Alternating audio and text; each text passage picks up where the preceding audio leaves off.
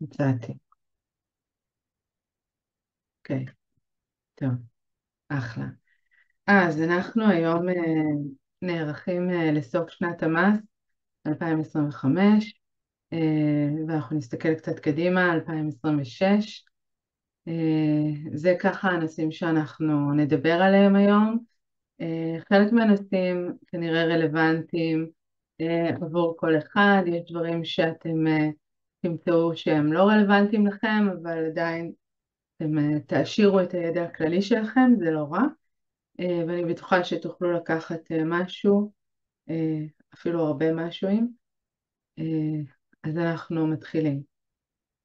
קודם כל נתתי סקירה, שנה שעברה היה וובינר מפורט רק על הרפורמה של עסק זעיר, התעסקתי עם זה המון, אז אנחנו שנה אחרי, ואני רואה שעוד ועוד עוסקים קטנים ראו שהשד לא כזה נורא, ואפילו אכן מצליח לקיים את מטרת המחוקק שהייתה להקל על הבירוקרטיות של עסקים קטנים. אז אני אזכיר פה את עיקרי הרפורמה וככה נדייק הגדרות, אוקיי? עסק זעיר זו הגדרה לעניין מס הכנסה בלבד. אין קשר פה לעוסק פטור. עוסק פטור הוא לא בהכרח עסק זעיר. עוסק פטור זה הגדרה לעניין מע"מ, אוקיי? פטור ומורשה. עסק זעיר זו הגדרה למס הכנסה. הבלבול נובע מזה שגם עסק פטור וגם עסק זעיר יש להם תקרה, והיא 120,000 שקל בשנה של הכנסות, אוקיי? כשאני כותבת מחזור, הכוונה להכנסות, סך הכל חשבוניות או קבלות שיצאו. מכאן חשוב לי להגיד שגם עוסקים מורשים יכולים להיות מוגדרים עסק זעיר, אוקיי? ואנחנו תכף נדבר ונראה איך יכול להיות שגם לעוסק מורשה יכול להשתלם להיות עסק זעיר. אז מה בעצם קורה בעסק זעיר? איפה בעצם ההקלה המשמעותית? הוא פטור מהגשת דוח שנתי, ובעצם אם עסק רגיל מכין דוח שנתי, סך הכל הכנסות, פחות הוצאות, יש לו רווח שעליו הוא מתחייב במס, לעוסק זעיר מס הכנסה ממש מקל על העניין. הוא אומר כמה הכנסות שעשית, אני לוקח אוטומטית 30% הוצאות, על היתר 70% אני ממסה אותך, אוקיי? מפה אתם מבינים, אפשר להסיק שעסקים שמבנה ההוצאות שלהם הוא משמעותי, שיש להם הרבה מאוד הוצאות שקשורות בתפעול העסק והניהול שלו, הם כנראה ינזקו מהגדרה של העסק שלהם כעסק זעיר. כי בסופו של דבר אנחנו משלמים מס הכנסה מהשקל הראשון, ואם יש לי הוצאות בעסק שהן בערך 40 או 50% מההכנסה שלי, אז אם עכשיו ימסו אותי על 70%, אני נפגעת, אוקיי? זה כן מתאים לעסקים מאוד מאוד קטנים, בדרך כלל של נותני שירותים, עובדים מהבית, באמת ממש ממש ממש הוצאות קטנות, מינוריות, שהן באמת לא מגיעים ל-30%, ואז ההגדרה הזאת יכולה להיות מאוד מתאימה עבורם, ובעצם לעזור להם, כי אם היום ההוצאות שלהם הם בערך 10% מההכנסות, אז לקבל 30% ייתן להם פה איזשהו benefit מאוד, מאוד מובהק לעומת המצב הקיים. מה עוד? הדיווח וההתנהלות מול מס הכנסה נעשים במקום בדוח השנתי, יש את המערכת תיאומי מס, הם שכללו אותה, ובעצם עוסק זעיר צריך פעמיים בשנה לדווח. בתחילת שנה הוא עושה איזושהי הצהרת כוונות, ובסוף שנה, כשהסוף שנה זה אומר שצריך להיכנס שוב למערכת ולעשות דיווח שנתי עד ה-31 למרץ, שהדיווח השנתי הוא כבר עם הנתונים הסופיים, אוקיי? זאת אומרת, אחרי שסיימתי להוציא את כל הקבלות או החשבוניות שלי לאותה שנה, או אם אני גם שכיר אז כבר קיבלתי 106 מהמעסיק שלי, אני יודע כמה סך הכל הכנסות משכורת יש לי, וזה באמת מאוד מאוד מאוד פשוט. לגבי השינוי מעמד במס הכנסה, יש ממש מאוד מאוד קל, מתחברים לאזור האישי, יש שם אפשרות לעשות את הכל באופן מקוון. מי שרוצה לעשות שינוי מעמד עוד בתוך שנת המס, עד ל-25 לחודש. יש הגבלות לעניין עסק זעיר, מי לא יכול להיות עסק זעיר גם אם הוא מאוד מתאים לפרמטרים, זה חברי קיבוץ, מי שמעסיק עובדים בעסק שלו, ומי שיש לו הכנסות פסיביות מאוד גבוהות, אוקיי? הכנסה פסיבית גבוהה, למשל, מי שגם יש לו הכנסות משכר דירה למגורים, אפילו דירה, 2, אם יש לו למשל הרבה ריבוי הכנסות מניירות ערך, מהשקעות בשוק ההון, אוקיי? דברים כאלה. בדרך כלל, מי שיש לו הכנסות פסיביות גבוהות, מס הכנסה מעוניין שהוא יגיש דוח שנתי, ואין לו עניין לפתור אותו מהחובה הבירוקרטית הזאת. מה עוד חשוב שנדע על עסק זעיר ואנחנו פחות שומעים עליו או יודעים? יש בעיה לעבור משנה לשנה, אוקיי? זאת אומרת, אנחנו כן יכולים להיכנס לעסק זעיר יחסית בקלות, אבל אם היינו מוגדרים כעסק זעיר וביקשנו או יצאנו מההגדרה, מהתחולה של עסק זעיר, ואני תכף אגיד איך אנחנו יוצאים מהתחולה פה, אז אנחנו נהיה מנועים 2 מלחזור אחורה. אז חשוב מאוד לשים לב. איך, אני רגע אדלג פה לגבי היציאה מהתחולה. אחת, זה אם נרשמתי לרפורמה ולא ביצעתי את התיאום מס, אוקיי? אם לא עמדתי בחובות דיווח והצהרה, אז אוטומטית מחייבים אותי בדוח שנתי מלא, ואני שוב חוזרת להגדרה של עסק רגיל, ואם אני עוברת את התקרה, זאת אומרת, אם אני מוגדרת עסק זעיר ובפועל ההכנסות שלי עלו על 120,000, אז אני כבר לא עסק זעיר יותר, אוקיי? אני חוזרת למעלה, אני פה בכוכבית השנייה. מה עוד אנחנו לא שמים לב אליו בעניין של עסק זעיר כשאנחנו בוחנים האם זה מיטיב איתנו או לא מבחינת המס, זה שבמערכת תיאומי מס יש התייחסות רק לזיכויים מסוימים. יש זיכויים שאם בעסק שלך הם כבר קיימים או משמעותיים, אתה לא תוכל ליהנות מהם, למשל ניכוי מדמי ביטוח לאומי, למשל אם יש לך בעסק הפסדים או עברים, אוקיי? ופה פה מפסידים, אוקיי? כי מי שמשלם דמי ביטוח גבוהים, אז הוא מפסיד פה רכיב של ניכוי שיכול להיות משמעותי. שוב, כל הדבר הזה הוא באמת מאוד מאוד מאוד אישי, הוא יכול להשפיע מאוד למי שיש לו הכנסות גבוהות מאוד מקורות הכנסה, ולא להשפיע בכלל אם כל מה שיש לך זה רק את העסק והוא מוגדר עסק זעיר. מה עוד? לגבי לעבור את התקרה, אוקיי? אז גם זה חשוב פה להבין שבעצם מס הכנסה פה זה כאילו איזשהו מקל כפול כזה, אוקיי? כי אם אני עוברת את התקרה אני כבר לא עסק זעיר, אבל מס הכנסה אומר, אם עברתי את התקרה במהלך שנת המס, בגלל שקודם כן היית מוגדרת עסק זעיר ולא עשית את המעבר הזה באופן יזום, אנחנו ניתח רק 30% מההוצאה.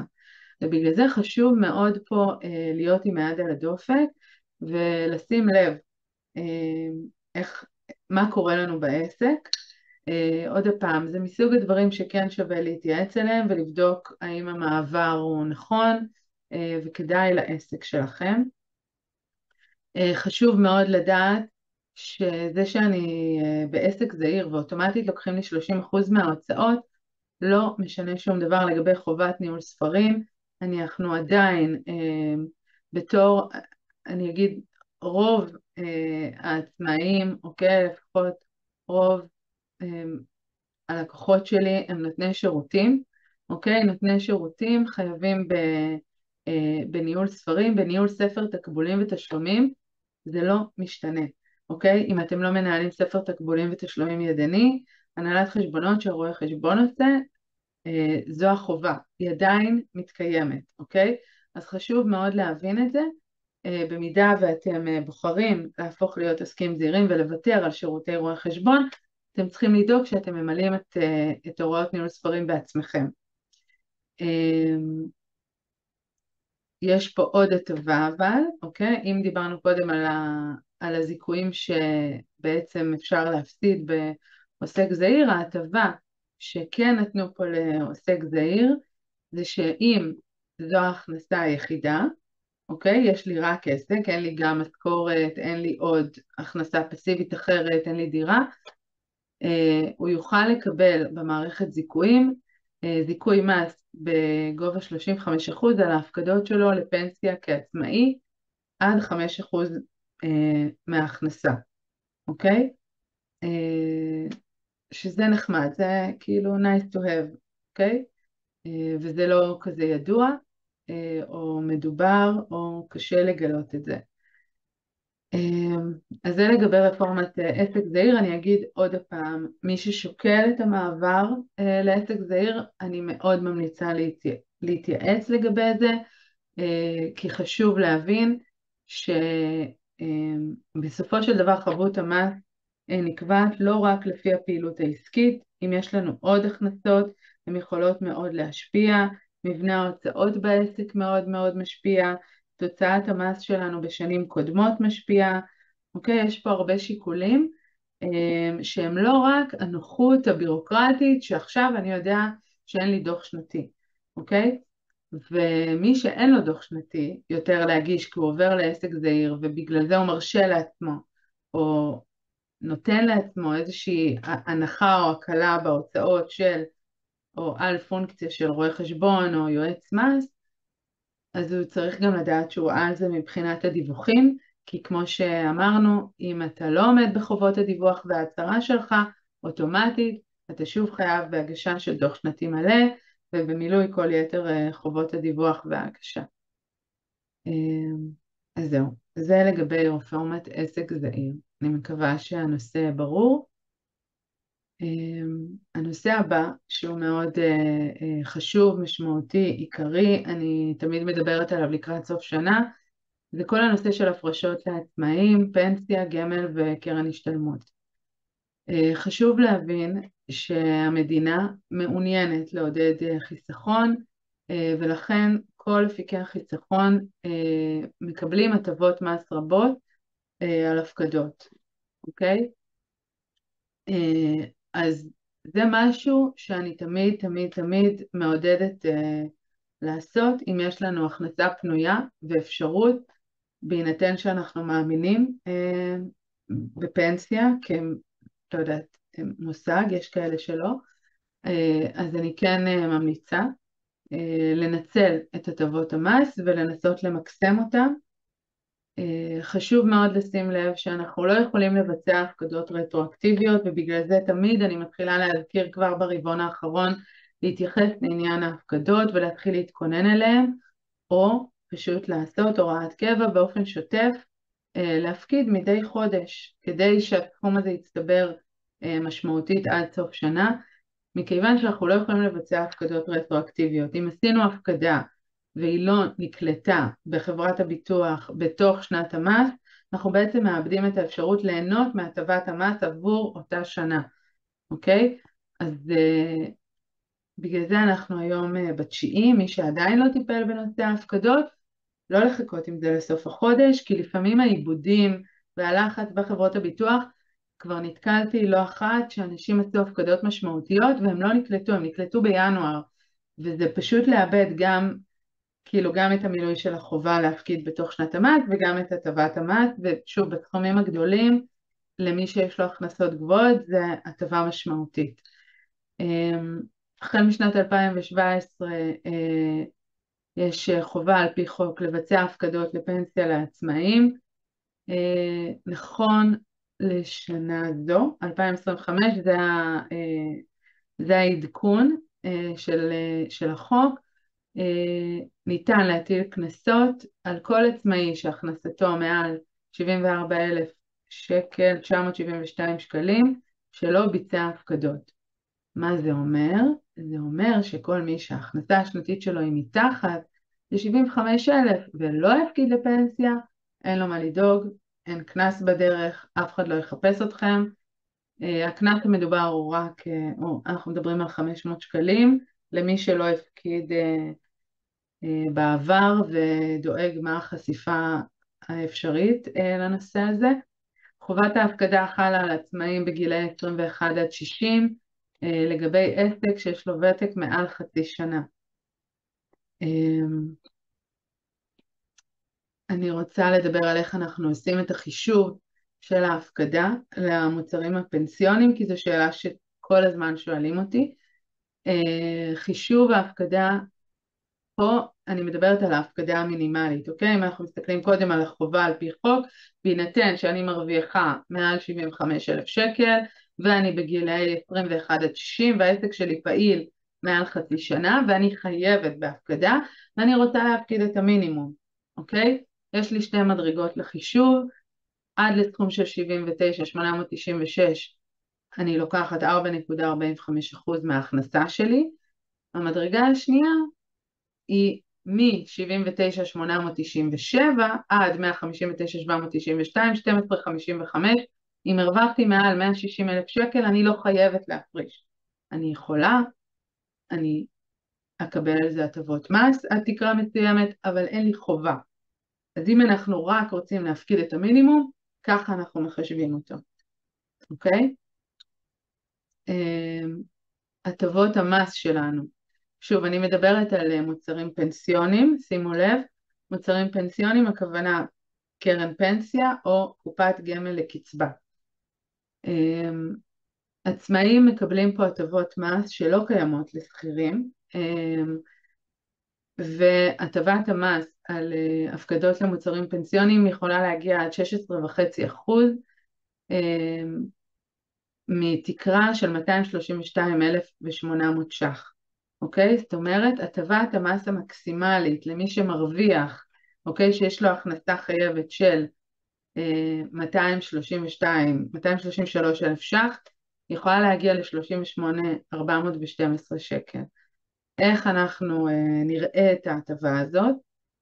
פעם אחת אנחנו נראה הטבת זיכוי של 5.5% מההכנסה עד לתקרה של 12,804. אני יודעת שכאילו אני מקריאה את זה וזה בטח לא אומר לכם הרבה, אבל תכף גם תהיה דוגמה מספרית, ואני מקווה שבכל זאת זה קצת מצליח לעשות שכל, אוקיי? הזיכוי הזה בעצם, אוקיי? אם אנחנו עכשיו ניקח בדוגמה שאני מרוויחה 233,000 שקל בשנה, אוקיי? אני בתקרה. אני אקח 5.5% מההכנסה שלי, זה 12,800, וזה אומר שאחרי שחישבו לי את המס, מהסכום שיצא יורידו לי עוד 12,800 שקל. בסדר?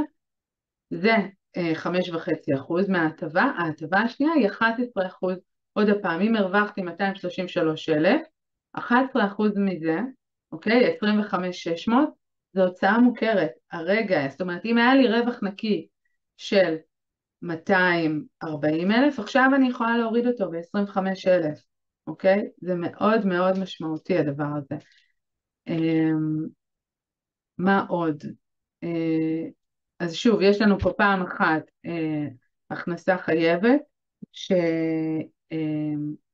שקטנה משמעותית, ואז חבות המס שלי מושפעת ממנה, אוקיי? כי עכשיו הנטו שלי ירד, ופעם שנייה, כבר אחרי שחישבתי את חבות המס, מורידים לי אותה בעוד סכום, בסדר? והסכומים האלה הם שוב אחוזים מההכנסה, אוקיי? יש פה תקרות, כל אחד יכול לעשות את החישוב לגבי ההכנסה שלו, אוקיי? ואני תכף אראה לכם את זה בדוגמה, ואנחנו אולי נעצור, רגע, אני רק רוצה לבדוק אם יש פה שאלות, כי זה נושא קשוח, אז אם היה פה כבר שאלות שאנחנו על זה, אוקיי.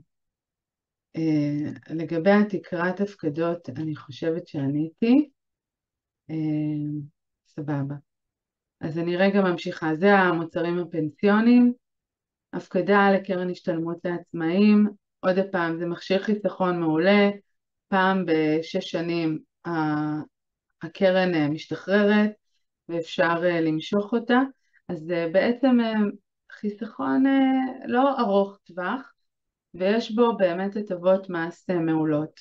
ההטבה הראשונה היא, ושוב, כמו עם הפנסיה, הדגש פה הוא שההפקדות יעשו באותה שנת המס. בניגוד לפנסיה, הוותק לעניין ההפקדה יחשב כאילו בוצע מתחילת השנה, שזה נחמד, זה באמת nice to have. אז שוב, הטבה הראשונה, יש לנו 4.5% מההכנסה שהיא הוצאה מוכרת למס, אוקיי? כל אחד מהלקוחות שלי שעשה הערכת מס, אמרתי לו, אם יש לכם תזרים פנוי ואתם יכולים להפקיד לקרן השתלמות, אנחנו מדברים פה על סכום של 13,203, שעכשיו יכול להוריד לכם את ההכנסה החייבת, אוקיי? זה עוד הצעה שהיא מוכרת ב100%. ההטבה השנייה היא נוגעת לפטור ממס רווח הון של 25% כשמשכנו את הקרן, אוקיי? עברו 6 שנים, צברתי בקרן השתלמות סכום מסוים, אוקיי? מה שזה ייתן לי, ההפקדות שלי כעצמאי בקרן שמוגדרת כקרן לעצמאים, עד תקרה של 20,520 בשנה, זה סכומים שיהיו פטורים ממס רווח הון כשאני אמשוך אותם. זאת אומרת שפעם ב6 שנים אני באה למשוך את ההפקדות שלי, כמה שהקרן השתלמות עשתה, אוקיי, התשואה שהקרן השתלמות עשתה במהלך 6 שנים האלה, יש לי שם רווח, הוא יהיה פטור ממס, אוקיי? אם השקעתם טוב, אם הקרן שלכם מושקעת טוב, עשיתם תשואות יפות במהלך השנים, ריבית דריבית עובדת, אוקיי? הרווחים יכולים להיות מאוד מאוד יפים, במיוחד אם אנחנו מדברים כבר מעבר ל6 שנים, אז פטור ממס זו הטבה ממש שווה. ושוב, אנחנו מדברים על תקרה של 20,520, ויודעת דבר גילתה לי, שיש איזושהי פרצה או לקונה בחוק, שהוא לא מאוד מפורש בנושא הזה, והיא אומרת שעצמאי שיכול לפתוח אפילו 2 קרנות, יכול ליהנות מההטבה הזאת פעמיים, אוקיי? לעניין הפטור ממס רווחי הון. שוב, אם יש לכם תזרים פנוי ואתם יכולים, תנצלו את זה, בסדר? אף אחד לא יגיד לכם לא.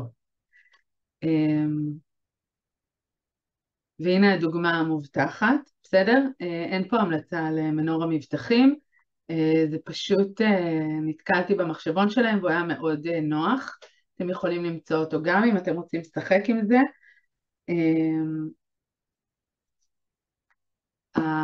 אז פה במחשבון הכנסתי הכנסה שנתית של 150,000, ומיד גילה לי באיזה מדרגת מס אני נמצאת, והנה החישובים, אוקיי? אם אתם זוכרים, אמרתי יש לנו על הפקדות למוצרים פנסיונים, הטבה מקסימלית של 16.5%, הנה היא פה מתחלקת, אוקיי? זה ה5.5% מה-150, אוקיי? 5.5% מ-150 הוא 8,250, אוקיי? זאת אומרת שאם אני מפקידה 8,250, אני אקבל הטבת מס של 2,888, והניקוי שלי 11% זה ה-16,500, בסדר? זאת אומרת, על הפקדה, אם הרווחתי 150,000, אני אפקיד 16.5%, אוקיי? 24,750, אם אני אפקיד, אוקיי? שזה בגובה כל ה-16.5%, אני אקבל במיסים חזרה 6,188, שבממוצע מהווים הטבת מס של 25%, אוקיי?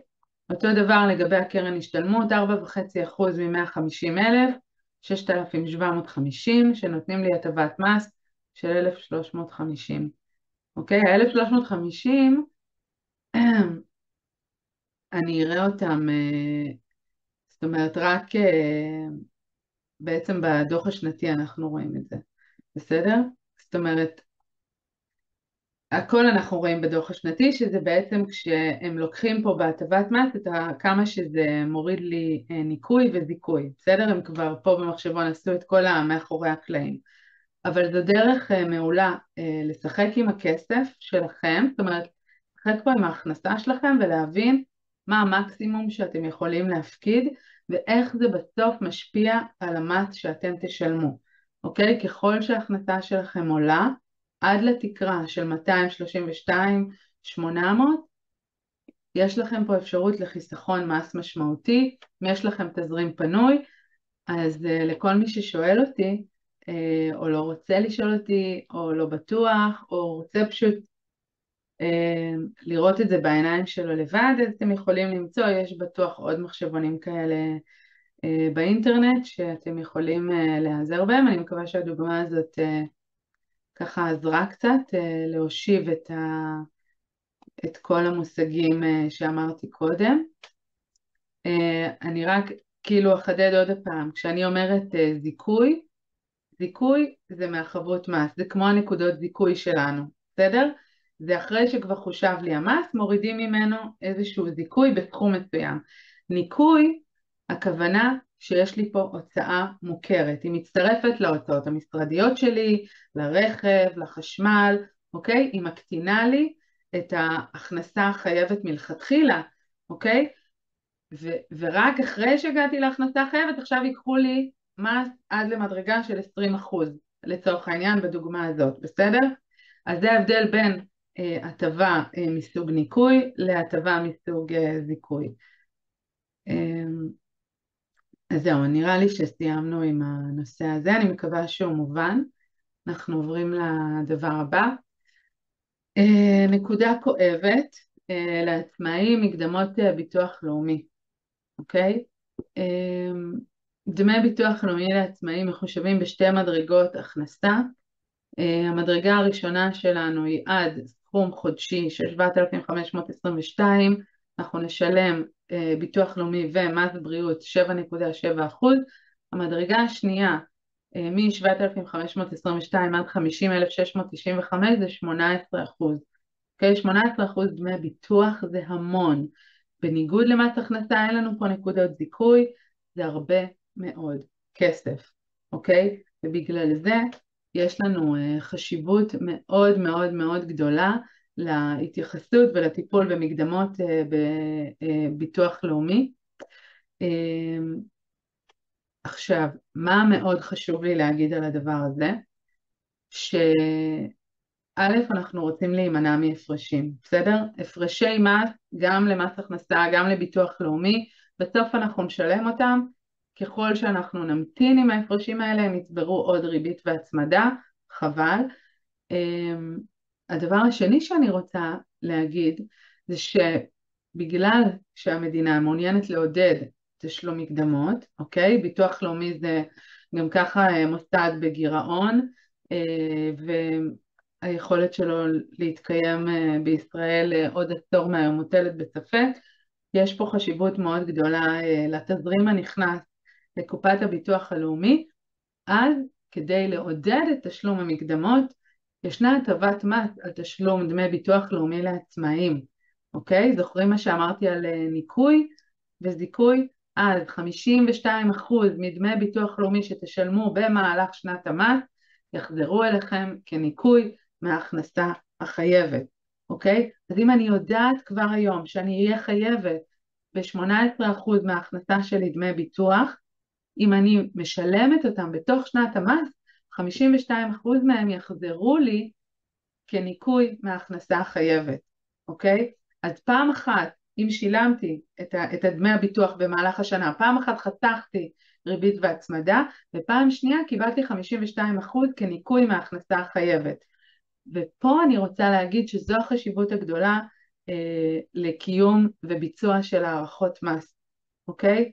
כי 18% שוב זה הרבה מאוד, המקדמות נקבעות לנו בהתבסס על דוחות של שנים קודמות והערכות של ביטוח לאומי וכל מיני סטטיסטיקות ומדדים שלהם, והרבה מאוד פעמים, בטח במדינה מופרעת כמו ישראל, אחרי שנתיים של מלחמה, המציאות בשטח מתנהגת אחרת מהערכות, ושנה אחת לא דומה לשנה שנייה, וככל שאנחנו נמצאים על זה ומתאימים את המקדמות שלנו, אז אנחנו יכולים לעזור לעצמנו, אוקיי? וגם ליהנות שוב מהתשלום של דמי הביטוח. הנקודה הבאה שאני רוצה לדבר עליה היא חישוב של תגמולי מילואים לעצמאים. הלוואי שזה לא היה אישיו, אבל אחרי שנתיים של מלחמה, וכשאני קוראת שעומדים לאשר עוד צווי מילואים ל-280,000 מילואימניקים, אז אין לנו ברירה אלא להתעסק בנושא של תגמולי מילואים לעצמאים. יש לנו הוראת שעה שאומרת שמשרתי מילואים בתקופה שמ-7 לאוקטובר 23 ועד סוף שנת המס 2025 יוכלו לשנות את בסיס חישוב התגמול. בעצם נותנים פה אפשרות למילואימניקים לבצע חישוב שייטיב איתם ויגדיל להם את תגמולי המילואים. תגמולי מילואים, כמו בכל דבר שביטוח לאומי נותן לנו, הכל נסמך על המקדמות ששילמנו ועל הדוחות הסופיים שהיו לנו. ופה עוד פעם, אם המקדמות שלנו לא מותאמות, יכולים להיווצר לנו פה הרבה מאוד הפרשים. אז זה כאילו שקף נישתי או מאוד מאוד ספציפי למשרתי מילואים, אבל היה לי חשוב שהוא יהיה כאן. אם אתם מכירים, יודעים, אתם בעצמכם משרתי או משרתות מילואים, אז חשוב שתדעו את זה.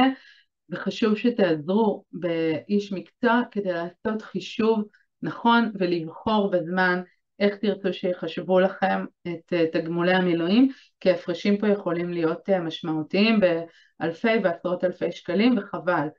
שירתתם, מגיע לכם, קחו את זה עד הסוף. אני עוברת הלאה. מיצוי הטבות מס לשנים קודמות, בסדר? עוד פעם, זה לא רלוונטי לכולם, אבל חשוב לי להגיד, עד שנותנים, קחו, אוקיי? מענק עבודה, מי שזכאי, זכאית, לרוב, זאת אומרת, מדובר פה במה שנקרא מס הכנסה שלילי. מדינת ישראל מעוניינת לעודד, לסייע לאוכלוסיות מוחלשות, לבעלי הכנסה נמוכה להשתלב בשוק העבודה. הקריטריונים הם תלויים בגיל, מצב משפחתי, מספר ילדים והכנסה חודשית ממוצעת. מתחת לרף מסוים זה מתעדכן כל שנה. יש סימולטור ברשות המיסים, זה מאוד מאוד פשוט. לרוב אם רשות המיסים מזהה שיש מצב שאתם זכאים למענק עבודה, אתם תקבלו מכתב על זה. אז אם אתם חושבים או חושבות שיש לכם זכאות והיו לכם הכנסות נמוכות בשנים קודמות, ויש לכם ילדים, אז בבקשה תבדקו. הגשת מענק עבודה לשנת 2023 תתאפשר ממש עד סוף החודש, ל-24 יש לנו עוד הרבה זמן. כל מי שניזוק במסגרת המתקפה של איראן, המכונה עם כלבי, יש לנו את מסלול הוצאות מזכות של יוני על נזק עקיף שאפשר עוד להגיש עד סוף השנה. המסלול של אוגוסט יתאפשר עד ה-17 לפברואר. יש עוד מענקים לעוסקים שהם משרתי מילואים על נזק עקיף על חרבות ברזל. נזקי בצורת, אני לא יודעת, מניחה שאולי אין פה חקלאים בקהל, אבל תדעו שזה קיים. אז פשוט תבדקו מה מגיע לכם ותדאגו לקבל את זה. מיסוי הכנסות משכר דירה למגורים. מי שיש לו דירה והוא משכיר אותה, זה רלוונטי אליו. למי שיש מעל דירה אחת, בוודאי. בשנה שעברה הקפיאו את תקרת הפטור. אוקיי? יש לנו תקרה של 5,654. מי שעושה הכנסה חודשית מתחת לסכום הזה, פטור ממס על הכנסות שכר דירה. לאור מה שקורה בשוק הנדל"ן ועליות המחירים המטורפות והעובדה שלא עדכנו את תקרת הפטור, נוצרו פה פערים. גם אנשים שיש להם דירות שעד היום הם לא מוסו על ההכנסות, יכולים פתאום לגלות שהשכירות שהם לוקחים, שצריכה להתאים לשוק, בעצם עוברת את תקרת הפטור, והם נדרשים לשלם מס הכנסה על שכירות למגורים. אז חשוב לדעת שיש מסלולים בשיעור מס מופחת שפתוחים. צריך לדווח ולשלם אותם עד ה-31 בינואר של שנת המס העוקבת. יש כמה מסלולי חישוב. למי שיש כאמור דירה אחת או שתיים ומעל תקרת הפטור, אני ממש ממליצה להתייעץ ולבדוק. עושים סימולציית מס, בודקים איזה מסלול הוא הכי כדאי, מדווחים מראש, נהנים מהמס המופחת. אז שוב, עוד פעם, שקף נישתי, אבל חשוב.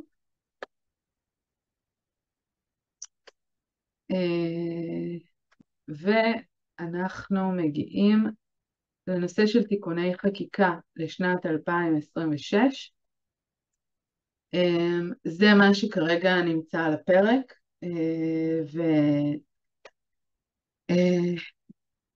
ויעמוד להצבעה בחודש ומשהו הקרובים.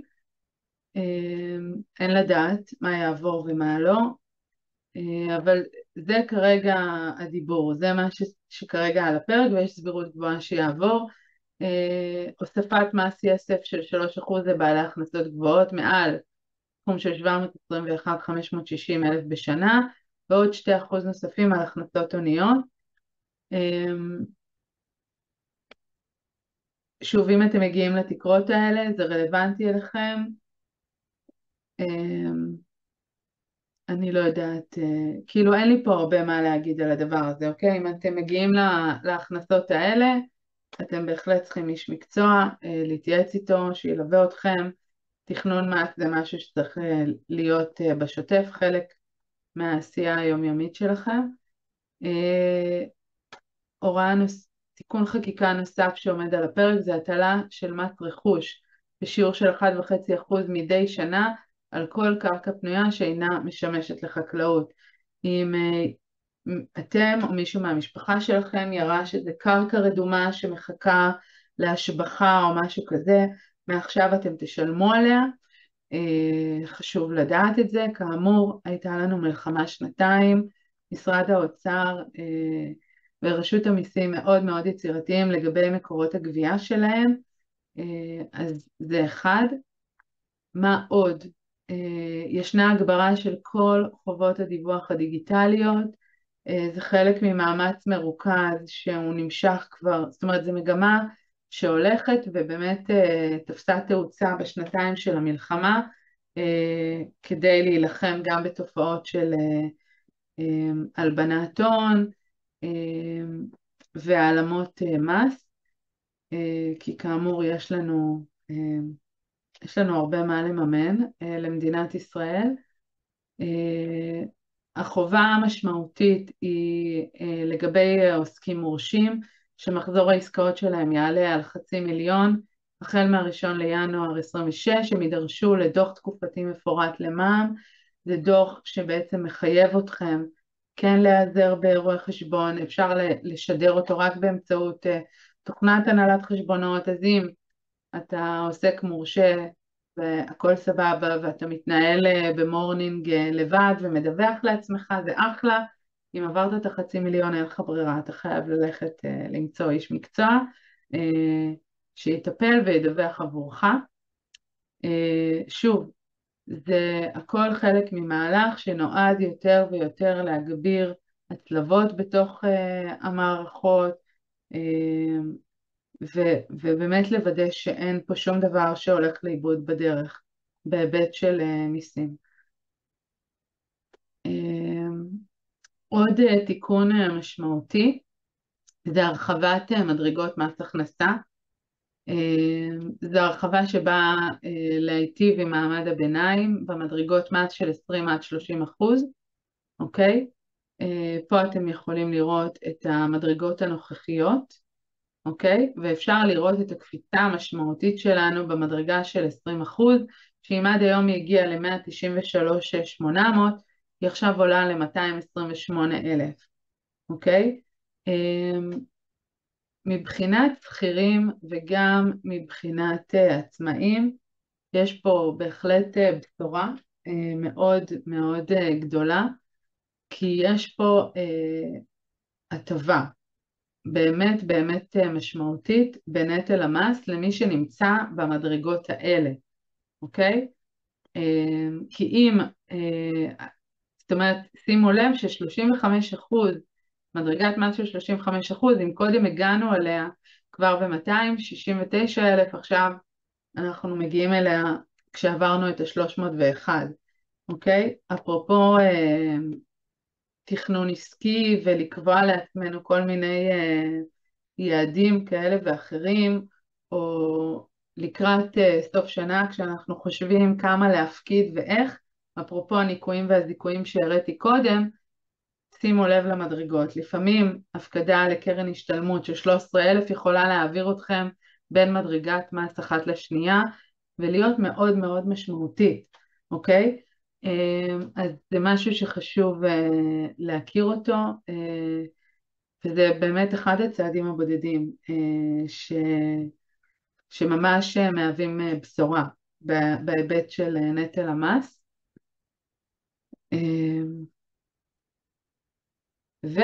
ואנחנו מגיעים עכשיו לצ'קליסט שהבטחתי לכם לסוף שנה, ואנחנו ככה נעבור עליו ביחד. אתם תקבלו אותו אחרי זה גם בקובץ ממני, ותוכלו לשמור לכם אותו לכל סוף שנה שלא יהיה. וזה בעצם מבחינתי מה שאנחנו רוצים לבדוק ולוודא שעשינו לקראת כל סוף שנה, כדי לדעת שאנחנו ממש סבבה, אוקיי? שלא פספסנו שום דבר. אז אני אתחיל מהטור הימני, הוצאות שנתיות, אוקיי? במהלך השנה, ואני פה עכשיו מדברת על זה נכון גם למי שמנהל לעצמו את ההוצאות וכו', וגם למי שנעזר ברואה חשבון. בסדר, יש פה שני היבטים. קודם כל ההיבט הראשון הוא בהיבט של מע"מ, אוקיי? עוסקים מורשים זכאים לדרוש מע"מ על הוצאות חצי שנה אחורה, אוקיי? זה אומר שאם שכחתי עכשיו את החשבוניות על החניה בארנק, או שכחתי להיכנס לאתר של, לא יודעת, פרטנר ולהוריד את החשבוניות על האינטרנט, או לא הבאתי, לא יודעת, בסדר? או שעשיתי איזושהי הדרכה ואמרו שישלחו לי במייל ושכחתי להעביר את זה לרואה חשבון, לא יודעת מה. זה הזמן לבדוק את ההוצאות שלכם גם חצי שנה אחורה, ולא לאבד את המע"מ, אוקיי? אנחנו מדברים פה שוב, אם אנחנו עוסקים מורשים ויש לנו הצעות שיש בהם רכיב מע"מ, 18%, זה מפחית לנו אחרי זה את התשלום של המע"מ שאנחנו חייבים בו, זה הופך להיות משמעותי. ההיבט הנוסף הוא ברמה השנתית, אוקיי? ברמה של מס הכנסה. בכל מקרה ההוצאה המוכרת שלנו על מס הכנסה מתעלמת מרכיב המע"מ, אבל פה כן מעניין אותי ההוצאות, אוקיי? אנחנו מדברים על זה, כאילו, אני מדברת על זה פה ב-40-50 דקות האחרונות, כן, על נטל המס ועל ההכנסה החייבת שלנו, זו המשמעות שלה. כשאנחנו לא דורשים הוצאות שהן מוכרות לנו לעסק, ואנחנו משאירים אותן בחוץ ואנחנו, אני אכניס, אנחנו בעצם, אנחנו מפסידים פעם אחת בשיעור המס השולי, אוקיי? בשיעור מדרגת המס שאנחנו מגיעים אליה, ופעם שנייה, עוד הפעם, בדמי ביטוח לאומי שיכולים גם להגיע ל-18%, אוקיי? אם אנחנו מרוויחים מעל 7,522 בחודש, שוב, אנחנו במדרגה של 18% ביטוח לאומי, זה הרבה כסף. אם אנחנו מרוויחים מעל 120,000 שקל, בהיבט של מס הכנסה, אנחנו כבר במדרגה של 20%, 31, 35, בסדר?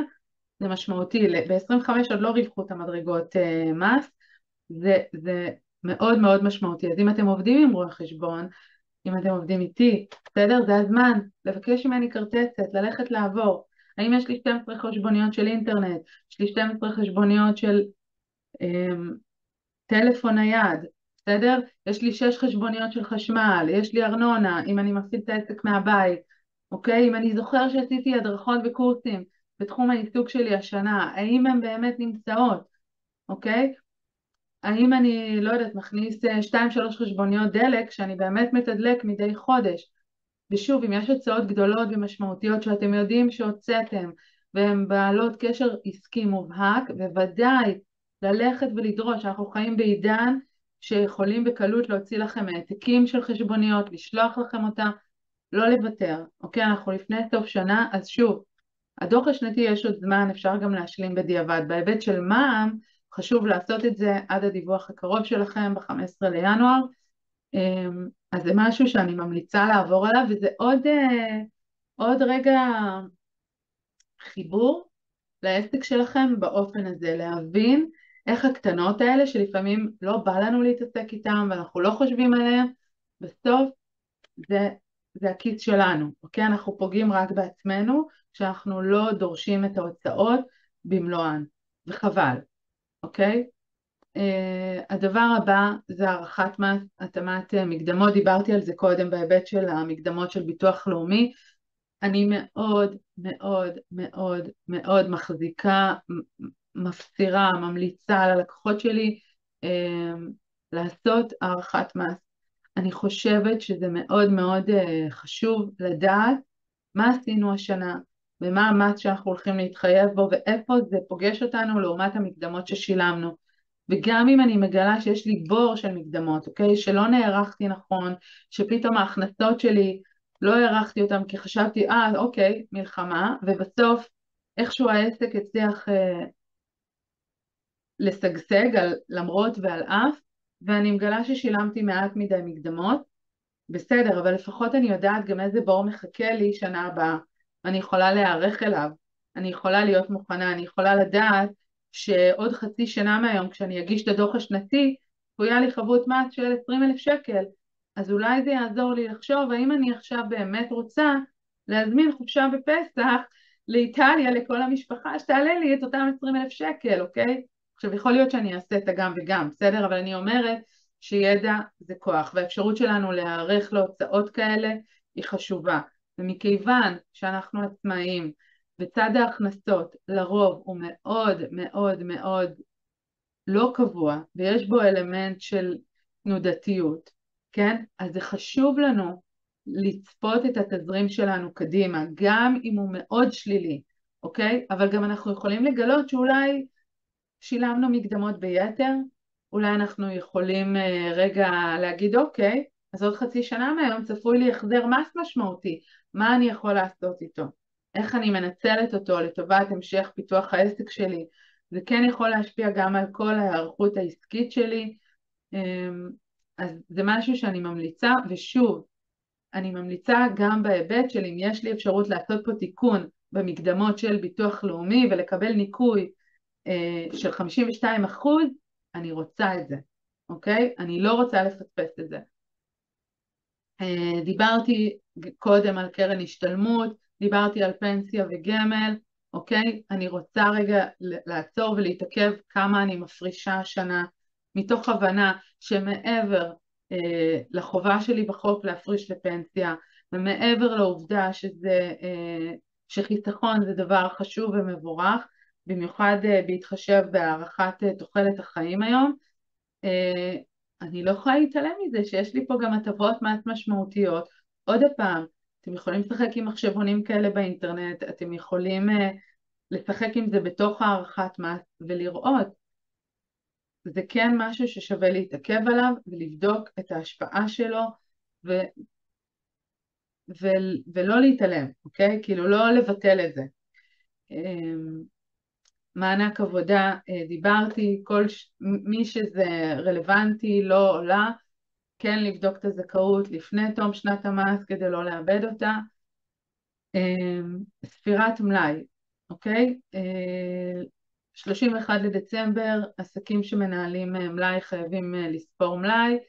הדגישים פה מבחינת ההיערכות זה על מלאי בקונסיגנציה או בתהליך. מה המשמעות? אם יש לי מלאי והוא נמצא בחנות שמוכרת אותו עבורי, שוב עדיף לא לחכות לדקה ה-90, את לא יודעת מי סופר, מה סופר, איך, כמה, למה, איפה המלאי בדרך, אז זה משהו שחשוב להיערך אליו מראש. מלאי בתהליך זה אם אני עכשיו מייצרת מוצר והוא בשלבים, אז יש לי מלאי בכל מיני שלבים בתוך התהליך שלו. החשיבות פה מבחינת ההיערכות זה היכולת לאמוד את העלות של המלאי שאנחנו צריכים לדווח אותה במסגרת הספירת מלאי, ובמקום הזה אם זה לא ברור לכם מה העלות, אז שוב חשוב לדבר עם איש מקצוע ולראות איך הוא מלווה אתכם בכל התהליך הזה כדי שמפקד המלאי יוכל להיות שלם. מי שמנהל מלאי זה חלק מהוראות ניהול ספרים, זו דרישה שהיא חובה וזה ליקוי מהותי למי שלא מבצע אותה. תכנון מס בכל ההיבט של שכר דירה למגורים דיברנו, לעצור, לחשוב, לתכנן, לבדוק מה המסלול המס המועדף. כאמור אפשר לעשות את כל הבדיקה והחישובים ותשלום מס מופחת עד ה-31 לינואר של השנה העוקבת. תגמולי מילואים לצערי גם השנה זה עדיין רלוונטי, דיברנו על זה. נושא של הכנסות ותקבולים שנתיים, בדיוק כמו שאמרתי על ההוצאות, מאחר וזה כבר קרה ונתקלתי במקרים האלה, אני אומרת, תראו, אנחנו עובדים היום עם העברות בנקאיות, יש לנו ביט, ויש לנו פייבוקס, ויש לנו פייפל, ויש לנו מזומן, ויש לנו סליקות באשראי, יש לנו הרבה מאוד אמצעי תשלום, ובמיוחד למי שלא מפריד חשבון עסקי מחשבון פרטי, דברים יכולים ליפול בין הכיסאות, לא כי התכוונתם להעלים מס, לא כי אתם חאפרים, לא, כי זה קורה, כי העומס החיים, הקשב, תשומת הלב, whatever, בסדר? כן. אז כן מאוד מאוד חשוב פה רגע לעשות איזשהו ויש מתחילת שנה ולבדוק האם לא פספסתם שום דבר, אוקיי? מה קורה אם פתאום גיליתם איזה תקבול אבוד בפייבוקס שהוא לא שייך לכיתה של הבת שלכם והוא לא מחברה שהחזירה לכם על כרטיס להופעה או משהו כזה, אנחנו רושמים אותו עכשיו וזה בסדר, אוקיי? זה לא אופטימלי, היה רצוי שנרשום אותו בזמן אמת, אבל אנחנו מעדיף, אבל אם עכשיו גילינו אותו, עכשיו אנחנו נרשום אותו, וזה מאוד חשוב שאנחנו לא נעבור שנת מס ונגלה את זה רק בדיעבד, כשהרואה חשבון שלנו יעשה לנו ביקורת לקראת הדוח השנתי, אוקיי? כי התיקון, או שאני אלך על דרך השלילה, אוקיי? הליקוי שעשוי להתגלות אם מחר ביקורת ניהול ספרים תדפוק לי בדלת, הוא יהיה יותר קטן ופחות מהותי אם התיקון יתבצע בתוך שנת המס, אוקיי? אז במיוחד למי שיש לו ריבוי של תקבולים מכל מיני מקורות, ממש חשוב לעבור ולוודא שלא שכחנו ולא השמטנו שום דבר. ודבר אחרון, זה נושא של גיבוי הנהלת חשבונות שנתית, אוקיי? לפי הוראות ניהול ספרים אנחנו חייבים לשמור את כל התיעוד של העסק שלנו 7 שנות מס אחורה, מאחר והיום שוב, פעם היו לנו את הפנקסים, פעם אני לא יודעת, יש כאלה, יש לי לקוחות ממש צעירים, אין לי מושג אם הם אפילו יודעים מה זה פעם ואיך היו עובדים עם הנייר קופי וכל מיני דברים כאלה, אבל היום אנחנו עובדים עם אפליקציות, המחירים שמשתנים, אנחנו עוברים בין אפליקציות וכבר נתקלתי במצבים שלא חידשו דמי מנוי לאפליקציה והיא פשוט סגרה את הגישה, אוקיי?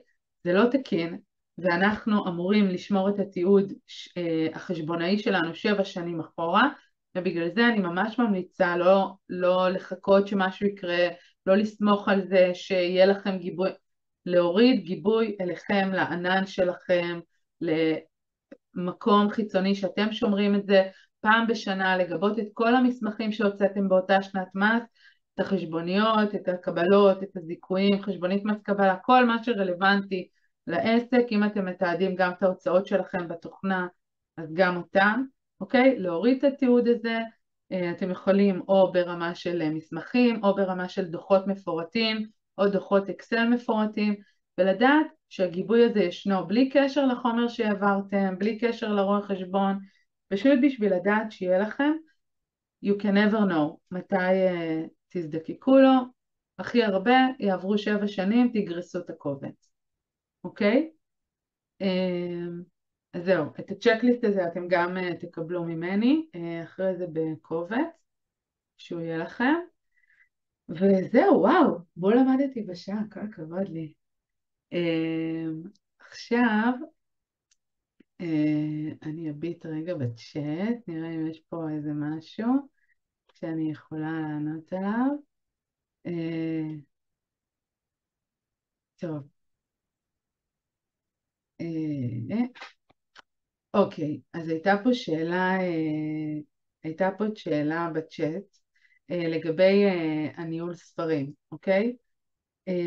כל מי שעובד עם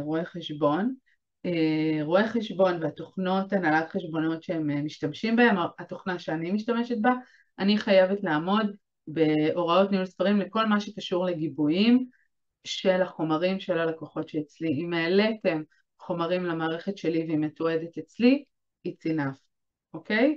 חגית, אין צורך שתשמרי את זה בנוסף, למעט ההכנסות שלך, אוקיי? שאותם את מנהלת בתוכנה שלך. ולזה התייחסתי בעניין הגיבוי השנתי.